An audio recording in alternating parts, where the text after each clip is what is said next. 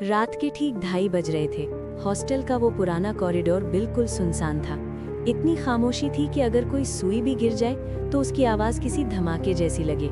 बस दूर किसी कमरे से एक पुराने टेबल फैन के चलने की आवाज आ रही थी, घर घर घर, जो इस सन्नाटे को और भी ज्यादा डरावना बना रही थी। रूम नंबर 306 हॉस्टल के सबसे आखिरी कोने में था, जहां अक्सर नेटवर्क भी नहीं आता था।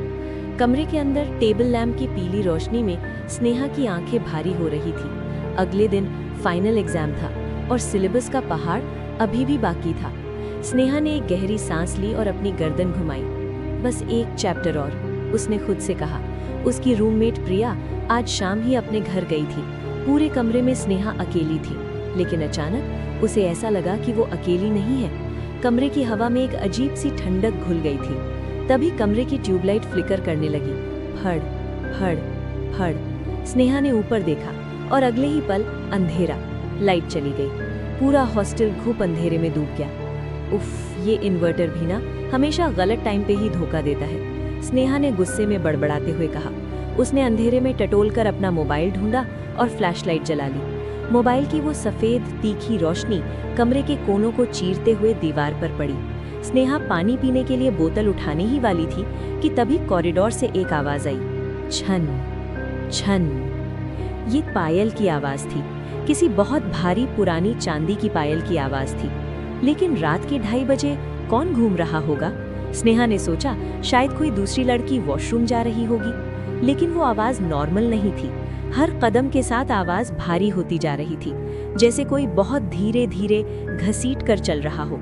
छन छन। और फिर वो आवाज ठीक स्नेहा के दरवाजे के बाहर आकर रुक गई। अब सन्नाटा पहले से भी ज्यादा गहरा था। स्नेहा का दिल जोर जोर से धड़क रहा था। उसने सोचा कोई सीनियर मजाक कर रहा है।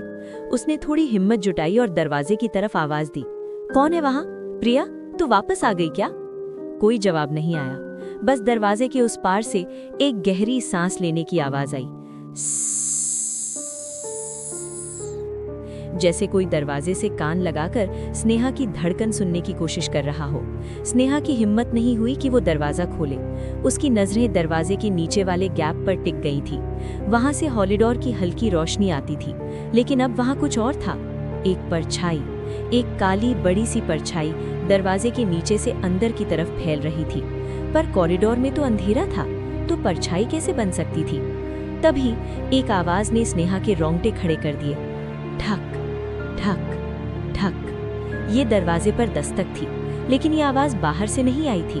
ये आवाज दरवाजे के अंदर वाले हिस्से से आई थी, जैसे कोई रूम के अंदर ही खड़ा हो और दरवाजे को अंदर से बजा रहा हो ताकि कोई बाहर से सुन सके। स्नेहा की सांसें अटक गई। उसने घबराकर टॉर्च पूरे कमरे में घुमाई। बेड के नीचे, अलमारी के पास, दरवाजे के पीछे। कमरा खाली था, बिल्कुल खाली। प्यास के मारे उसका गला रेगिस्तान जैसा सूख गया था। डर को कंट्रोल करने के लिए उसने सोचा कि पानी पी ले। हिम्मत करके वो कुर्सी से उठी और पानी की बोतल की तरफ बढ़ी। कमरे में एक बड़ा सा ड्रेसिंग मिरर लगा था। जैसे ही स्नेहा शीशे के सामने से गुजरी, उसके पैर वहीं जम गए। मोबाइल की फ्लैशलाइट शीशे पर पड़ी थी और शीशे में वो अकेली नहीं थी। उसने देखा कि उसके ठीक पीछे, कंधे से लगभग सटी हुई कोई खड़ा था। एक लड़की, बाल बिखरे हुए, चेहरा नीचे झुका हुआ और गर्दन एक अजीब नामुमकिन एंगल पर मुड़ी हुई, जैसे किसी ने तोड़ दी हो। स्नेहा का पूरा शरीर सुन्न पड़ गया। वो न चीख पा रही थी, न हिल पा रही थी। शीशे में उस लड़की ने धीरे से अपना चेहरा उठाया। उसकी आंखें गायब थी, बस 2 काले गड्ढे थे। वो स्नेहा के कान के बिल्कुल पास झुकी। उसे उसकी ठंडी सड़ी हुई सांस अपने कान पर महसूस हुई। उसने धीरे से फुसफुसाया, लाइट मत जलाना, वो नाराज हो जाएगी। स्नेहा के मुंह से चीख निकलने ही वाली थी कि अचानक टक, लाइट वापस आ गई। ट्यूबलाइट की रोशनी ने कमरे के हर कोने को भर दिया। स्नेहा हाँफते हुए पीछे मुड़ी। वहां कोई नहीं था। शीशे में अब सिर्फ स्नेहा का डर से सफेद पड़ चुका चेहरा दिख रहा था। स्नेहा जमीन पर बैठ गई। उसका पूरा शरीर कांप रहा था।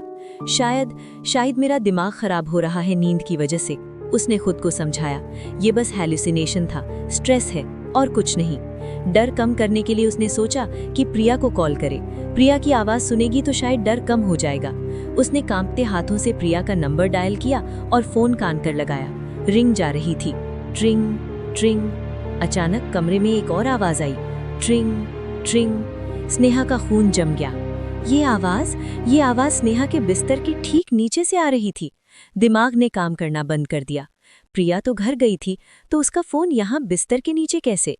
एक अनजान ताकत ने जैसे स्नेहा को मजबूर किया। वो धीरे धीरे घुटनों के बल झुकी। उसने बेडशीट को ऊपर उठाया और टॉर्च की रोशनी नीचे मारी। वहां प्रिया थी। प्रिया की लाश वहां पड़ी थी। उसकी बॉडी टेढ़ी मेढ़ी मुड़ी हुई थी, जैसे किसी ने उसे वहां ठूस दिया हो। उसकी आंखें फटी हुई थी और चेहरे पर मौत के वक्त की एक खौफनाक, दर्दनाक मुस्कान चिपकी हुई थी।